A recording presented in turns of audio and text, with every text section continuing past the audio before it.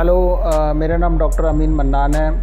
आज हम लोग डीएनए जेल इलेक्ट्रोफोरेसिस, जिसको एग्रोस जेल इलेक्ट्रोफोरेसिस कहते हैं, उस पे काम करेंगे। मैंने लैब कोट नहीं पहना है क्योंकि I am not doing an experiment, otherwise usually do wear a lab coat. तो दिस इज़ मेंट फॉर दो स्टूडेंट्स जो घर पे हैं, those who are not coming to the lab and they want to see a practical demonstration. So मैं एक playlist बना रहा हूँ उसके लिए, तो वो आप लोग बाद में यूट्यूब में देख सकते हैं। हमारी लैब जो है वो मॉलिकुलर बायोलॉजी और मॉलिकुलर माइक्रोबायोलॉजी इस पे काम करती है। So we are working on Candida auris. मेरे साथ आज ज्वाइन कर रहे हैं Nahid Akhtar is a PhD student. So he will demonstrate to you कि कैसे एग्रोस जेल करते हैं। So he basically have isolated the genomic DNA from one of the fungal pathogen which is Candida auris. So this is Nahid. Hello. So Nahid, he is a PhD student. He is in final year. So he is going to demonstrate to you about the agarose gel. तो आप नाहिद बताइए क्या क्या किया कर रहे हैं आप? तो पहले तो हमें रिक्वायरमेंट्स के बारे में पता होना चाहिए। ठीक है। एग्रोस जेल इलेक्ट्रोफोरेसिस के तो आपको बेसिकली हम DNA पे काम कर रहे हैं, तो 1% एग्रोस जेल हमारे लिए इनफ होगा। तो पहले मैं बताता हूँ एग्रोस जेल इलेक्ट्रोफोरेसिस कैसे बनेगा, क्या रिक्वायरमेंट्स है।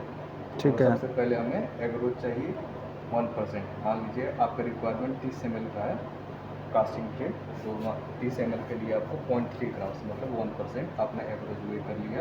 ठीक है। उसके बाद TAE बफर डालेंगे 30 ml। ठीक है। TAE बफर क्या है? Treat acetic acid. Treat acetate EDTA buffer है ना? ठीक, उसमें एसिटिक एसिड होता है, राइट। और उसमें फिर आपका ये क्या है यहाँ पे? This is what is this? हमने पहले ही से जेल रन कर रखा है, तो चलिए उसमें हम बाद में आते हैं। ये आप रिक्वायरमेंट बता दीजिए। ये तो क्या है? कास्टिंग ट्रे है ये। ओके। तो इसमें आप जब एग्रोस बॉईल कर लेंगे, इसमें आप डालेंगे विथ कॉम की वेल्स बनते हैं आपके जिस्टिंग।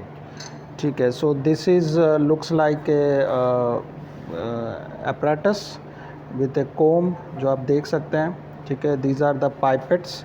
सो व्हाट नाहिद यहाँ पे बता रहा है कि he is already casted a gel and you can see and he is running the gel as well.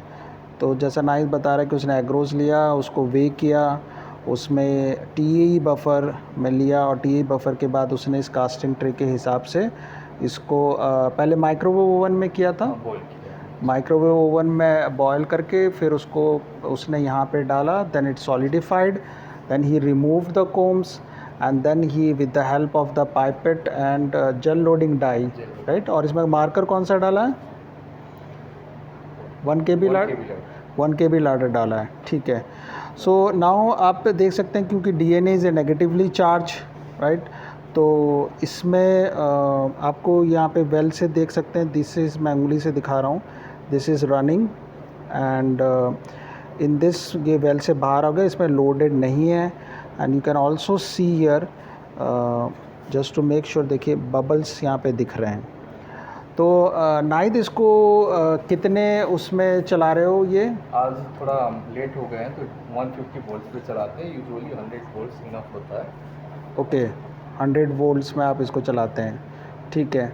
And after your gel has been run, then what you usually do? Next process अब हम देख रहे हैं हमारे bands जो DNA isolate हुआ है नहीं हुआ है, तो वो कंफर्म करने के लिए हम UV ट्रांसलेट करके उसको देखेंगे।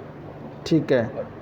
सो मेरी तरफ से एक गलती हो गई थी। मैं रिक्वायरमेंट्स में एक बहुत ही इम्पोर्टेंट चीज़ बताना भूल गया, ETBR, इथीडियम ब्रोमाइड आपको डालना ठीक है। तो मतलब एग्रोस आपने किया, एग्रोस को आपने TAE बफर में किया, बॉयल किया, then you bring it, then you added the ethidium bromide, then you casted on the tray and then you basically loaded the samples and then you are running, and after running you will basically go to visualize in ethidium bromide.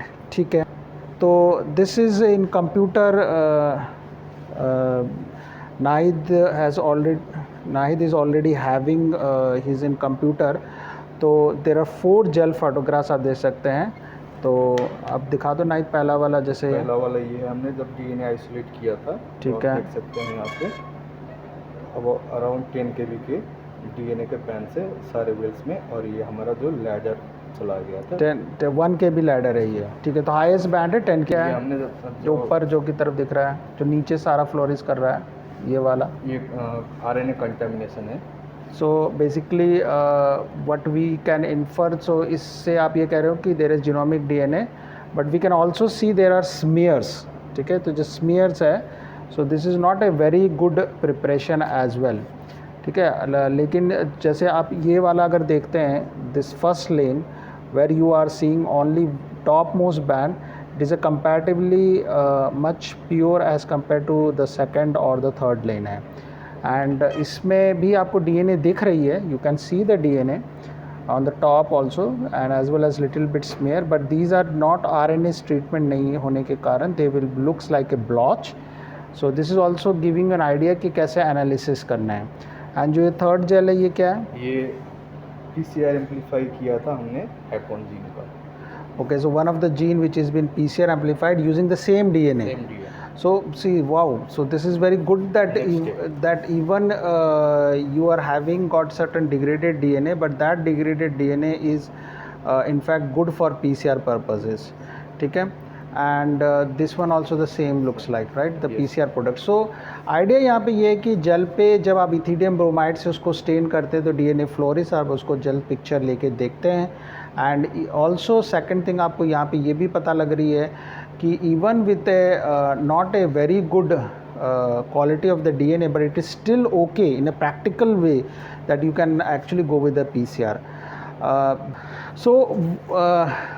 What we have understood कि when you have isolated a genomic DNA for whatever system, it doesn't matter that how to run a agro gel, आप agro gel कैसे cast करते हैं, उसकी requirements क्या होते हैं। नाहिद ने बहुत अच्छे तरीके से बताया चीज़ें। he has also demonstrated the gel which is running and also he has showed his some of the pictures. But let me tell you that when you are going for a quality publication, they probably, and if you're based on genomic DNA, then you should have a very good genomic DNA, not like the smear which we are seeing. Even for next generation sequencing is not good, but yes, for routine purposes it can give you a band and it will work for you. So that is one good thing. So ऐसे ही हम अगले भी video बनाते रहेंगे, just to give you a demonstration time to time, maybe 1 or twice in a week in techniques in molecular biology kind of a thing, molecular or molecular microbiology. Thank you, धन्यवाद।